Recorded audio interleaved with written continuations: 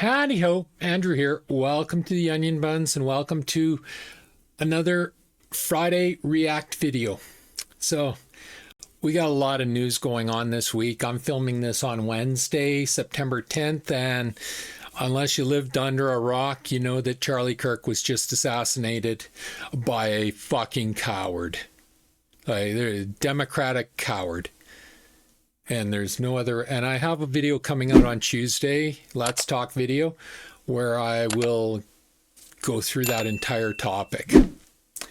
I was tempted to wait until some videos came out on that topic, but honestly, if I keep going down that rabbit hole, I am going to just be miserable for the rest of the week.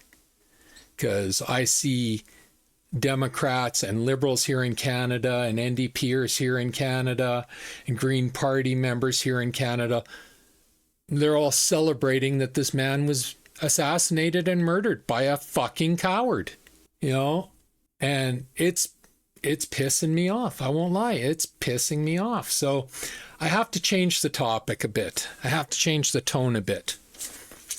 And I thought maybe I'd talk about the Ukrainian girl that was murdered. There are a lot of videos out on that to do a react on, and I do want to cover that because that goes hand in hand with the Charlie Kirk. But you know what? I got to change venues. I got to do something else. I just can't keep focusing on that one. It's important that we all recognize what will drive us crazy. So I'm going to do a react video on Canadian politics today. Canada's in a mess of trouble under Mark Carney and his Liberals. And Doug Ford in Ontario, temporary foreign worker program. Doug Ford actually came out and told kids he's got record levels of unemployment for youths. They can't find a job because all the temporary foreign workers are taking the jobs. And Doug Ford comes out and tells them, try harder, look harder.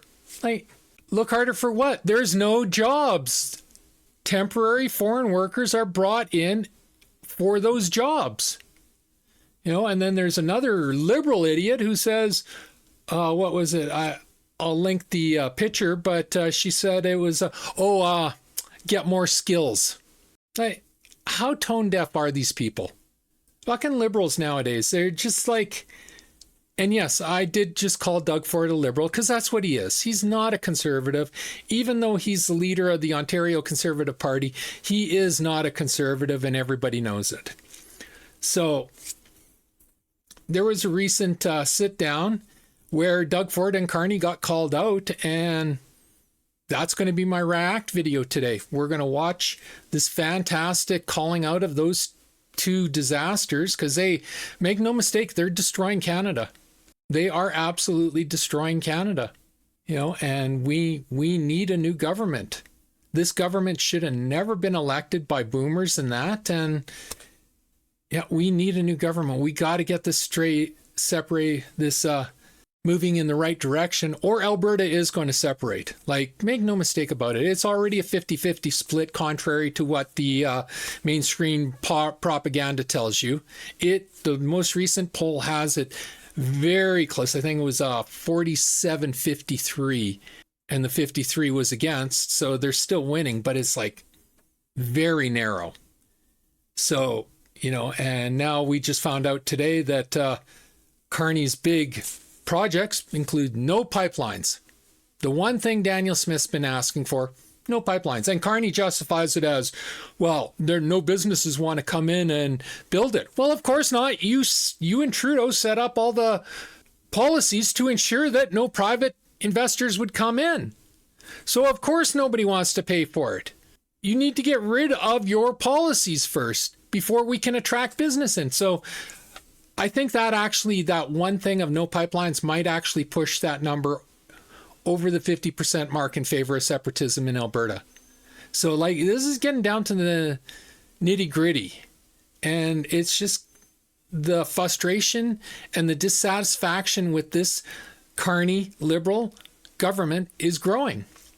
So let's watch the video and I'll jump in and give you my 2 bits. But yeah, I watched a bit of this video. I haven't watched the whole thing, but the little bit I watched, they were making some fantastic points. So sit back and enjoy.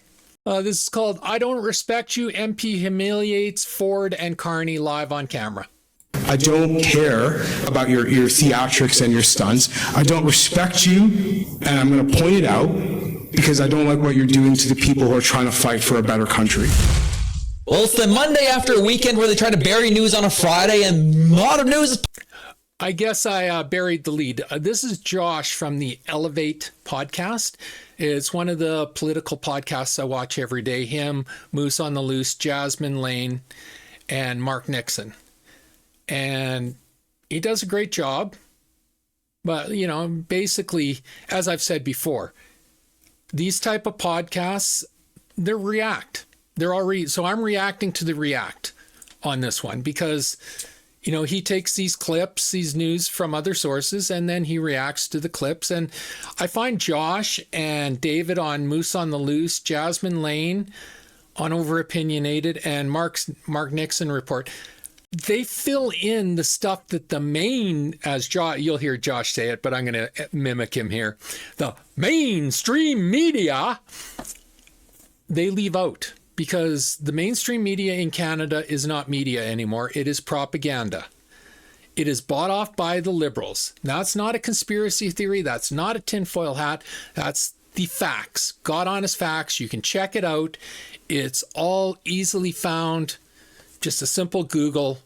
I know left-wingers, and they refuse to even look at this. So, but if you're interested, you can find it out. But anyway, so this is Josh from Elevate Podcast. I will put his podcast into the description of the video, and you can go take a look at his YouTube channel. And if you want to follow him, you can follow him. And like I said, I watch him every day. I watch David from Moose on the Loose every day. I watch Jasmine Lane every day. That's where I get my news. And Mark Nixon. That's where I get my news for the most part. I stopped watching CBC and CTV and them a long time ago because they're propaganda. They're not media. You do not get the full story from them. So these guys take their clips and then they add in the rest of the story that's missing, which makes them a more reliable news source. All right.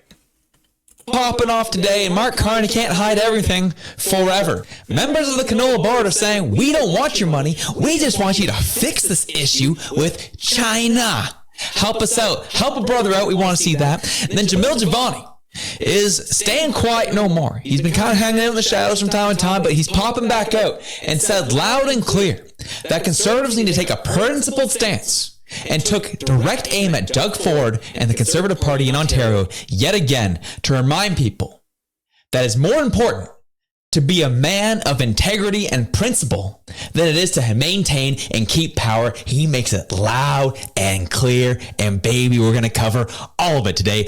Welcome to the Elevate Podcast. I'm your host, Josh. You get any value from today's episode, take time to like, share, and subscribe. It helps us to grow, helps us get to new audiences, and helps people to see that there's something different than what the mainstream media has to offer. And now, let's get into our first story, shall we?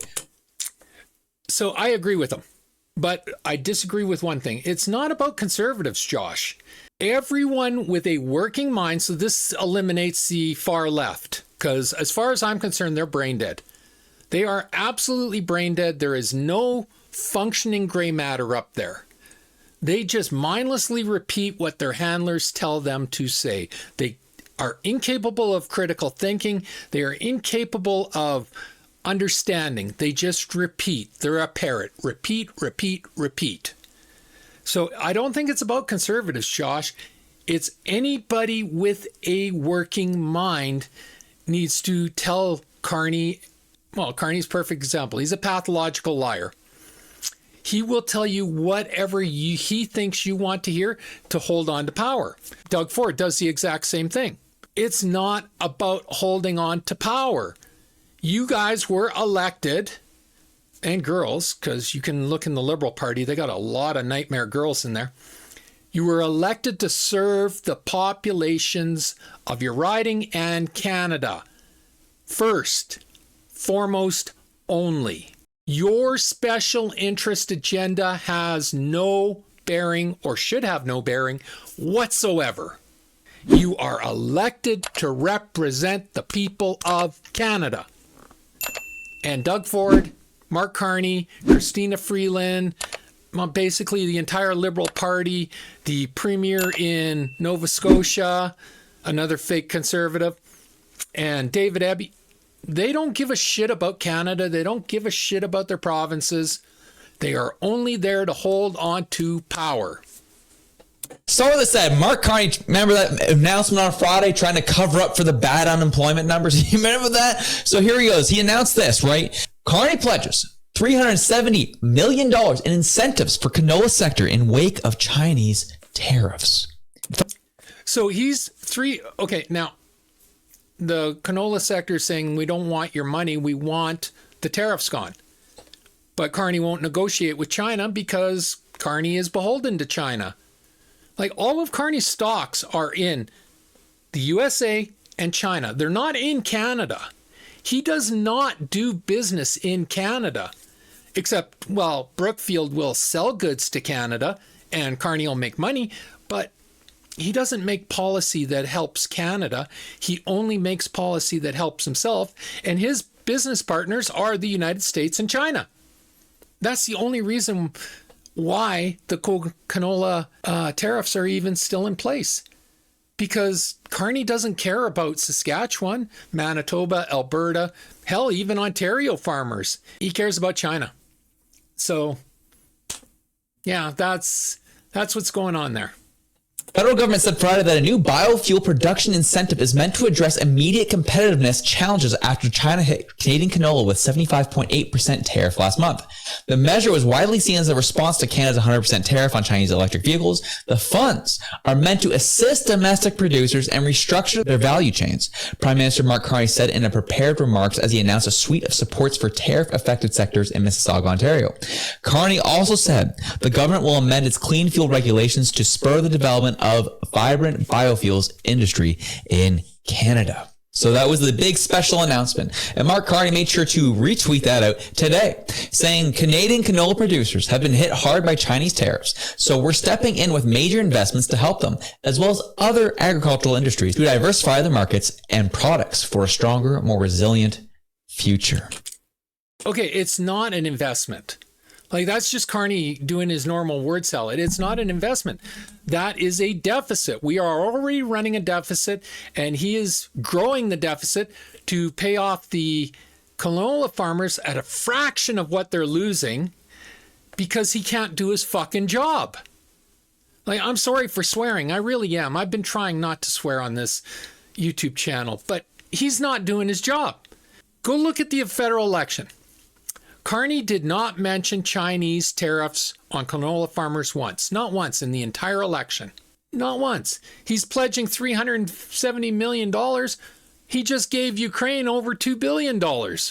Do not our farmers deserve the same support as a foreign country does? He gave Hamas another $1 billion. Do not our farmers deserve the support that a terrorist organization gets from the Liberals? I mean, come on. This is ridiculous. Do your bleeping job and get rid of the tariffs. So that is the Liberal way when they aren't getting anything fixed, not getting anything done, is we're just going to hand money out to everybody. Yep. And we said this was going to happen because we knew that this Liberal government, no matter who was the face of it, wasn't going to get anything done because they weren't producing or showing anything that was telling us that they're going to get something done. There was a lot of flowery language. There was a lot of storytelling. There was a lot of them versus us, but not a whole lot of this is how we're going to fix it. And so now we have massive tariffs leveraged against our country from both the US and China, two of the biggest economies in the world. And both countries that Carney is 100% invested in. Amazing how that happens, huh? Like when Trump said, Canada, move your companies from Canada to the USA, Carney and Brookfield were the first company to move from Toronto to New York. Go look it up, Brookfield Asset Management. As soon as Trump said it, Carney and Brookfield moved to New York. Like, how did he get elected? Well, I know the media, like I said, propaganda, they didn't talk about this at all, but this is fact. He was the first company to move to the United States as soon as Trump told them to. And yet, somehow, low information voters convinced themselves that he was the man to stand up to Trump without any evidence. And it took them 4 months to announce anything really when it comes to the canola issue. 4 months. Heard a lot about Quebec and Ontario for the past 4 months, but not a whole lot about this. Now they're all of a sudden coming out saying, yeah, we know you're getting hit hard, so we're just going to give you subsidies. We don't know how we're going to fix this. I just sent Cody Blois out with Premier Mo to go fix the China thing. We'll see what happens, but here's some money. Going to go further inflate our dollar. More people will be out of work. The unemployment will rise. And somehow, some way, it will be Donald Trump's fault. And Josh missed the fifth point. Mark Carney will profit from all this, personally. Canada won't, but Carney will. Pretty sure I see here is the Chinese tariffs that are against the canola industry, but somehow, some way, it'll be Donald Trump's fault. As I said in our morning episode today, this issue with China is so much more complex, and there's so much more involved than anyone even realizes. And I think Carney knows this. I think Carney knows nothing's going to happen because obviously Canada can't budge on the EV tariffs. China's not going to budge on the canola tariffs. And we've seen the bad actors that China has been and become being a huge aid in murdering thousands of Canadian citizens through the fentanyl trafficking in our country. So you think you're going to trust their EVs on our streets? Not a chance. Get in my face. And the other thing Josh leaves out is China, they massively supported Carney in the election. Like, there was death threats made at conservative candidates and their families. It would take hours to go through all the underhanded shit that China did to support Carney and propel Carney to get elected in the last federal election. He's not going to stand up to these people. He is beholden to these people.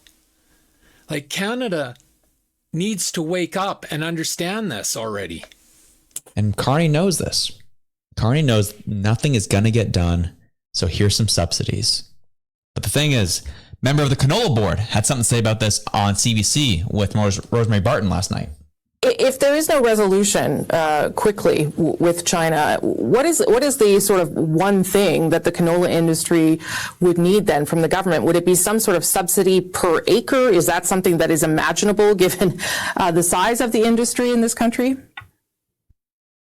Look, the canola industry is not about subsidies and is not looking for subsidies. But what I would say is the longer these tariffs remain in place, the more significant, the more negative, the more widespread the impact will be. That impact is really a function of, the amount of the tariffs, the products they're applied to, and the length of time they're in place. So this goes on for any extended period of time. Then obviously the cost to address that increases significantly. Not great news, but he was speaking truth. Is if this doesn't get fixed soon, it's just not going to be good. No amount of subsidy is going to help us. We don't want any subsidies. We want this to get fixed. And if it doesn't get fixed, our industry's toast. So please. Exactly. Fix the bleeping problem, Mark Carney. It's that straightforward. Fix the problem. Just no ifs, ands, or buts about it. Stop worrying about net zero and all your other crap and represent Canada already. That's all anybody's asking for, is for him to put Canada first. Right now, last year I said I don't think Canada was in Justin Trudeau's top 5 priorities. I don't believe Canada's in Mark Carney's top 10. He is not interested in representing Canada. And he proves that every single frickin' day. Please sort this out. Please figure something out. That would be helpful. He paints up the picture pretty plainly here. Is if this doesn't get fixed, the longer this goes, it's going to get worse and worse and worse. And there is no amount of government subsidy that's going to fix it. There's no. Okay, here's the other thing, though. that CBC won't address, and Josh is kind of skirting around the issue, is this subsidy is going to embolden Saskatchewan and Alberta to separate. Like every time Carney does a useless stopgap like this because he won't address the issue, the separation anxiety grows in those two provinces. And here's the thing. If Saskatchewan and Alberta separate, there won't be any tariffs from China because the new country, independent country, make their own trade deals. And damn sure they'll make a trade deal with China to get the canola back over there. And it won't be through Carney, and there won't be the tariffs. It's the same with the States. The States are not going to tariff Alberta and Saskatchewan to death. The States respect Alberta and Saskatchewan. It's the East they don't respect. So, that they don't seem to understand this, that Carney playing the games that he's playing makes it more and more and more likely Alberta and Saskatchewan separate. And once that domino falls, you got Quebec who's talking it. I don't know how close they are. I don't really follow Quebec, but you got Quebec who's talking it. And you even got BC who's talking it. The only reason BC's isn't further along is that David Eby, but his approval rating's in the toilet. So once he's out of there, it's not a long stretch that BC would even see a referendum if Alberta and Saskatchewan had formed their own country. It's not hyperbole. Mark Carney is destroying Canada, and he's doing it at a very accelerated pace. Mark Carney's speech. There's no Melanie Jolie speech. There's no Stephen Guilbeault speech. There's no CBC show. There's no YouTube campaign that you can do that's going to fix this unless you get a deal done on paper. But again, it goes back to the geopolitics of the issue. China, Iran, Russia, and those aligned with them are rising up against the US and the West. And this isn't just about Chinese tariffs on canola. This is a symbol of a much bigger issue, including this fentanyl issue in our country. Mm-hmm. Until we get capable people at the helm, things are about to get mighty interesting. So I want to push to another story that we've been seeing today. Shamil Javani was on a panel talking about conservatism, talking about where things are at in the country, but took direct aim at Doug Ford. If you remember, let's kind of rewind a bit. Remember election night and the Conservatives lost, Liberals secured a minority victory. And the first thing Shamil Javani said on the news was directed at Mark Carney, not at Justin Trudeau. No, it was levied directly at Premier of Ontario, Doug Ford. As it should be. Doug Ford he's a disgusting fat slob. Like, I just did a video. I'm really proud of that video, by the way, and I'm going, at the end of the video, I'll put it in the link, but I'll also put a link in the description so you can go see it. And I encourage everybody to go see it. It's about the Seagram coolers, or the Seagram Crown Royal, and Doug Ford's temper tantrum reaction to it. And I got to admit, it's one of the funniest videos I ever made. I watch it back and I still laugh. I mean, it's just, you take something so insanely ludicrous by Doug Ford, and I just ramped it up a few steps, and it's funny. I'm blowing my own horn here, but it's funny, and I encourage everybody to go watch it. But on a serious note, everybody should be calling out Doug Ford. Like, first off, he's now a far left liberal. He's not a conservative. He's a far left liberal. He is a lunatic. And there's a reason Ontario is losing all these jobs, and the province is just going down the drain. Like I've said before, I spent 20 years in Barrie, Ontario, Southern Ontario. Unfortunately, that was under the Dalton McGuinty, Kathleen Wynne Liberal government, and I watched a great province get destroyed by them.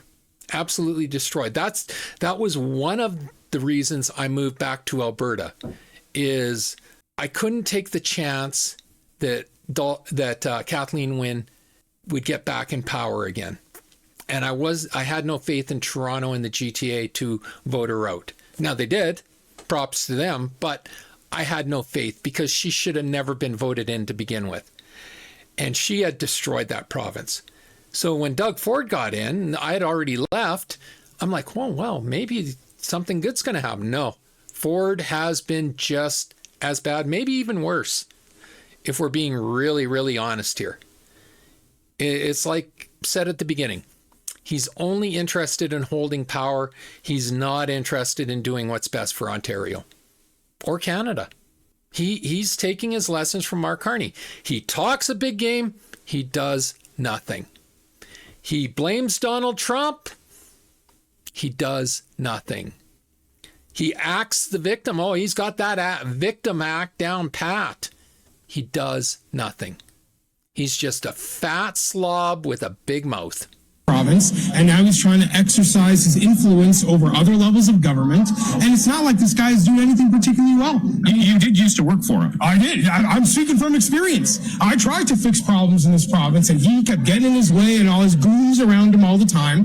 They wouldn't make anything better, and now we're seeing him because this guy's a political genius because he beat Bonnie Crombie and Stephen Del Duca, and now we got to sit around getting advice from him? No. He has taken the provincial Conservative Party and turned it into something hollow, unprincipled, something that doesn't solve problems. He's glad handing with Chrystia Freeland, having coffees and lattes with Mark Carney. And I'm sitting here saying we need to be fighting for change and something new and something different, not being a hype man to the Liberal Party.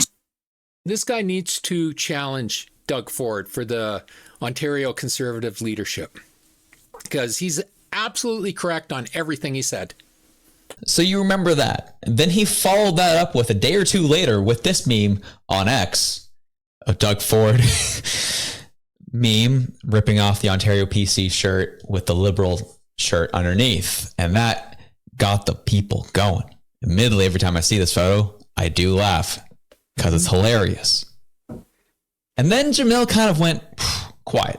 Things kind of went dark in terms of not really hearing from him much. People all really want to hear more from him. He's posted some things here and there, but there was not a significant presence from Jamil Jabani in the media after that night and after all this happened. And then he reappeared on a panel and really doubled down on his view of Doug Ford and the Ontario PCs, and then as well as the issues that our country faces in general and how conservatives need to stop being pansies and start being conservatives. See, I disagree with that. If the Conservative Party goes too far to the right, they will lose the moderate vote. I'm not saying the moderates, because I'm a moderate, and that doesn't mean I'd go rushing to vote for the Liberals because they are extremist, radical, alt-left globalists, and I don't do extremist politics. I just don't. I just said in a different video. I know this girl, and she lives in Mexico, but she's Canadian. And she would call me up and she'd go, if you had to vote, who would you vote for, Kamala Harris or Donald Trump? And I was like, I wouldn't vote for either of them. They're both extremists. I don't do extremist politics. But if you had to, no, I wouldn't vote for either of them. But if you had to, I reject the premise. I do not vote for extremist politics. She's a far left-winger. She's got no clue what she's talking about in politics. She just one of those people that just echoes what she's been told to say. But it's the same thing. If the Conservatives in Canada or even the Ontario Conservatives, if they go too far to the right, they are going to lose the moderate vote through apathy. Now, that doesn't mean the moderate vote's going to shift over to the left. That just means they're not going to vote. Exactly what I said about Kamala Harris and Donald Trump. And if that happens, the Conservatives can't win. Plain and simple.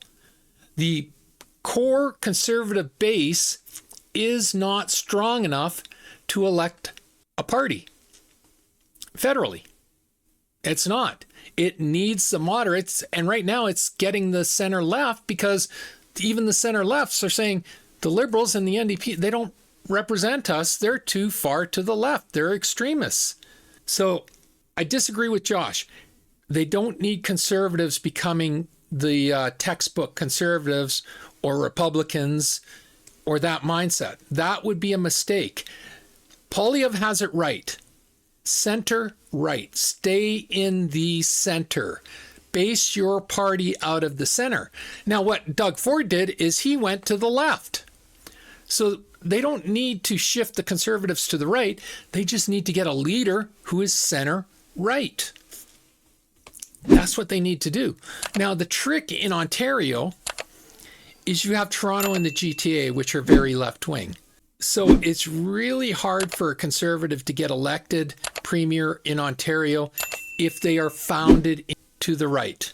Like Doug Ford did, because Kathleen Wynne was a frickin' nightmare who had destroyed the city, destroyed the province, and even the left-wing voters in Toronto turned on her.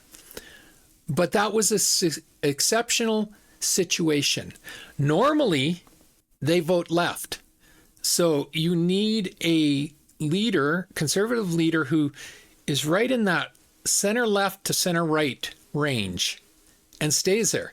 The problem is Doug Ford's gone to the left. He's not a conservative. He's not a moderate. That picture is absolutely correct. He is a far left liberal. He hobnobs with the far left liberals. He uses the same game plans, everything. So, like I said, the Jamal Giovanni, he needs to run for the conservative leadership in Ontario and win. And then he needs to be centered right in the moderate area of the center right to the center left and stay there. Now, that's going to piss off some of the conservative base because they want the party to go right. But tactically speaking, that's a death sentence. You cannot get elected in Ontario as a right-wing or far-right leader. You need to, the Conservatives, be it federal or provincial, they need to stay center right. And then they need to go into the center left on a few issues just to go, see, we can do it. We're flexible. What he had to say. But I would say this is less of an ideological problem and more of a what is the point of politics problem. Okay, so let me explain what I mean. I don't think Doug Ford or the people in his administration believe they have an ideology. I don't believe they have come to a rational conclusion that there's a better way to be a conservative than what I or you would say. In fact, I'm not even sure they would be capable of having a conversation about conservative ideas or principles. What I think is more of the issue is there are people who think the goal of politics is to have power and maintain power for as long as possible at whatever cost is required to pay. Exactly. He just nailed it. 1,000%. That is Mark Carney. That is Justin Trudeau. That is Christina Freeland. That is Jagmeet Singh. That is Doug Doughboy Ford. That is Elizabeth I Fall Down Nightly May. That is Nova Scotia Premier. That is David Eby. They want power at any cost. They don't care about the damage it does. They want power. And that is what we got to get out of our Canadian politics. We need people, and I'm going to say his name again, we need people like Pierre Poilievre or Daniel Smith or Scott Moe who are representing the people first and foremost. Now, you may disagree with how they represent, but there's no denying they represent the people. Mark Carney, Doug Ford, and all those other names I mentioned, they don't represent the people. They represent themselves, and they represent holding on to power. And there are people who want to do politics because they believe in certain values or ideas or changes that they would like to create. And to me, that is the difference in Ontario between a lot of the people who are, who are our candidates and myself. I don't want to speak for other people. So I'll say that's the difference between me and the difference between Doug Ford. It's weird when you talk to someone, as you might if you spend time with people in the current incarnation of Ford Nation. And they think that because someone put a good poll out for them, that you're supposed to be happy. Polls piss me off, and I've gone into great lengths into these. There's two pollsters right now that you can kind of take as serious. and that is Abacus and Main Street. And trust me, it's very hard for me to say Main Street because I have a big history with Main Street polling from, I guess, probably about 20 years ago now. And they were guilty of doing leading questions. And they went into the poll knowing the outcome they wanted. And when I didn't agree with that outcome, they hung up on me. There's more to the story than that, but that's it in a nutshell. So I was very surprised that Main Street actually got the last federal election. They were kind of close. It seems like they've moved away from their activist polling or their paid propaganda polling, and now they're trying to do real polling. But Ford, he relies on Nanos and Angus Reid and all those other guys, and those guys are just propaganda. They're not real polls. Go look at how they poll. Like Nanos, he'll poll like, there was one poll out where he only did 1,500, of which 67% of the 1,500 were boomers and in Toronto. Well, he knew exactly the results he was going to get by doing that, and he got that result. So you can't take that poll serious. Like I said, in the last federal election, there was 2 pollsters that came even close. Of the ones that get money, I should say, I should qualify that. Of the ones that get money from the federal government, there was 2 pollsters that came close to the result. It was Abacus and Main Street. Everybody else, like Nanos and Angus Reid, they said it was going to be a massive Liberal majority. Well, that didn't work out, did it? And everything they've polled since then tells you that they're still doing that type of polling. So Doug Ford loves Nanos. He loves Nanos. And you know why? Because Nanos goes in knowing the results of their polls before they even ask the questions. And it favors Liberals. Like, oh, you got a good poll. I guess that's good. And not to diminish the fact that that's a reality of our business, like we need to get public support. But if you're popular but you're not doing good things, why am I supposed to be happy about that? Yes. And to be perfectly honest, I also question, whether the negative effect of that is producing more cynicism among our people. Right? If people think politicians don't believe in anything and they're not going to do anything, and regardless of what color your jersey is, you're going to have the same approach to big, important issues, then you're making a lot of people feel like politics isn't even worth getting involved in the first place. You're making a lot of people feel like making the time to vote is not worth it in the first place. And that is my biggest concern among anything as it relates to Doug Ford, is that is what he's doing to our people in Ontario, and ventures to do to our people across the nation, I think, if he had his way. As I said, apathy. That's what Doug Ford's doing, is he is creating apathy that the conservative voters and the moderate voters don't want to vote for him. So, he's lucky that, as Jamal said, he's lucky that he faced 2 horrible candidates in the last provincial election. One of my cats could have run in that election and won against those 2 candidates. Bonnie Crombie is not a serious politician, but yeah, that's what he's doing, is he's creating apathy. And that is so dangerous, because once you lose the public's attention, it's really hard to get it back. And Doug Ford is undermining the electoral system by creating apathy. So that is what bothers me, and why I was so amped up on election night is because for weeks and weeks I had been seeing volunteers putting their effort in to trying to help win this federal election.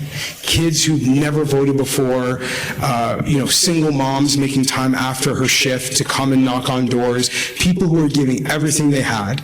And when they would open up their phones and see stories of the so-called conservative premier of Ontario trashing what we were doing, they felt discouraged. And they deserve someone to speak up for them and tell this guy, I don't care about about your theatrics and your stunts. I don't respect you, and I'm going to point it out because I don't like what you're doing to the people who are trying to fight for a better country. Exactly. And that's what Doug Ford did. Doug Ford sold his soul to the devil. In this case, the devil is Mark Carney. That's what Doug Ford did. He wanted power above all else, so he sold his soul. He betrayed Canada. He betrayed Ontario. He betrayed the Conservative Party that, let's face it, if it wasn't for Rob Ford and the Conservative Party, nobody in the world would know who the fuck Doug Ford is. He would just be some obnoxious fat guy.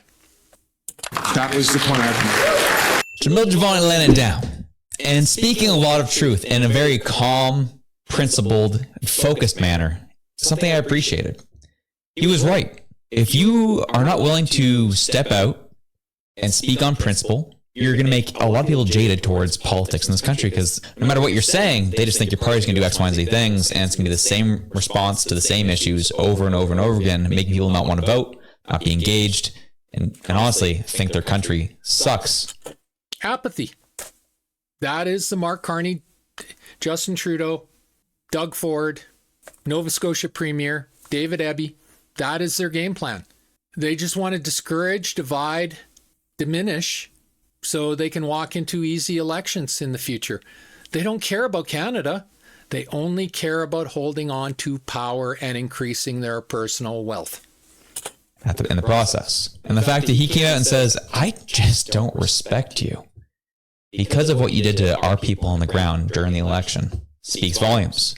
Seeing why he got so fired up on election night was because his volunteers giving so much of their time to a cause they believed in were being discouraged by the Premier of Ontario, who was supposed to be a conservative. And he talks about how politics is really about maintaining power as long as possible rather than making lives better in the process. And this is the thing about Jamil I've always appreciated, and why I continue to advocate to try and get him on our show. Because he speaks a lot of truth, and he speaks a lot of things that I personally agree with, and I would love to see happen in our country, where he's just going after grassroots issues, speaking those realities, and trying to help people feel like they're seen and that true solutions can come about in the process. And it was funny because Doug Ford and Jamil Jivani, as you heard, they go back. He used to work for Doug Ford. And Doug Ford even said this about Jamil Jivani live on air one time, which tells you, not everything, but tells you something. That would be my answer, but I'll certainly allow the Premier to complete the thought. Thank you. Oh, Jamil, I think you answered it right there. And man, what an incredible speaker you are. It's interesting. It's fascinating. It's not everything, but it is something to behold. So we'll see what Jamil does on the federal level and continues to push forward. We'll, at our show, continue to advocate to bring him on, because I think it would be a fantastic conversation to talk about these things and more. And I give him kudos for stepping up the way he has and not being quiet about what he's seeing on the provincial level in Ontario, because Ontario does hold a lot of power in this country. And whoever's running that province is got a lot of power behind them. And that's just how it is. But that's our show. Have yourselves a good one. I'm out. So there you go. That's the Elevate podcast, and that was the topic of the day. And I agree with everything that Jamal said. It's, Doug Ford is not in it for the people. He talks about the people, but he's like Mark Carney. What he says needs to be validated by what he does, and what he does never validates what he said.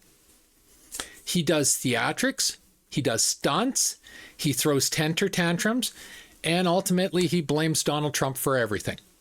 Yeah, I found it interesting the other day, the CBC, the liberal massa, their big infrastructure programs got leaked to the CBC. Amazing how it's always leaked to the pro-liberal propaganda outlet, huh?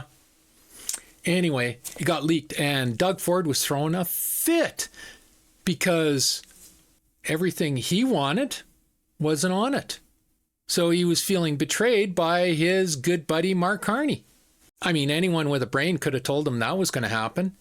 Mark Carney is a net zero globalist. He destroyed the UK economy, and he's going to try to do the same thing to Canada, all the while making money for himself in Brookfield.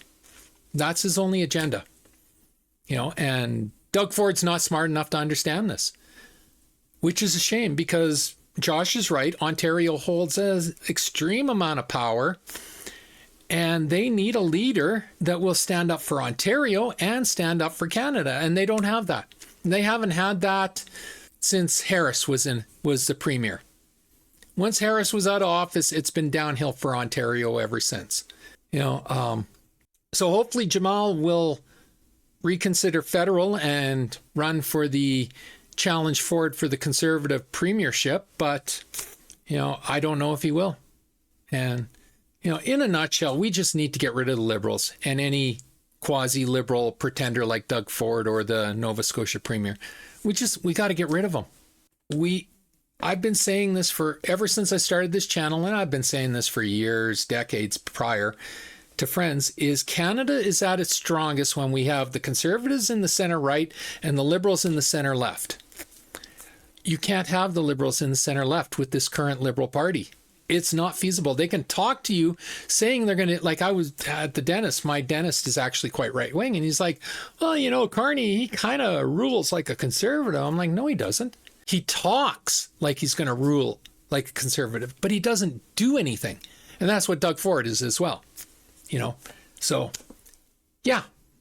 Anyway, as I said, you can look in the description of the video.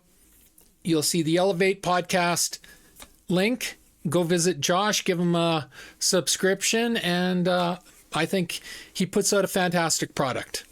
Also, I'll have the link to the Doug Ford is a bleeping buffoon video I made about his meltdown on Seagram's Crown Royal. I mean, I'm not blowing my own horn. It's funny. Even if I didn't say a word, it's funny, but I really take Doug Ford to task in a really sarcastic, mocking tone, and I find it hilarious. And it couldn't happen to a nicer doughboy. So, anyway, if you like the video, leave a like, a subscribe, and a share. I'm trying to grow my channel, and a like, a subscribe, and a share does me wonders. And I do appreciate it. Takes 1 second to subscribe, costs you absolutely nothing, helps me immensely. Just hit the subscribe button on the bottom of the screen. And always feel free to leave a comment. I encourage everybody to leave a comment. Not only does it get us interacting, but it really does help me with the YouTube algorithm and getting more eyes on my videos. And as always, pew, pew, pew, and shit. Thanks for watching. Have a great day. Bye.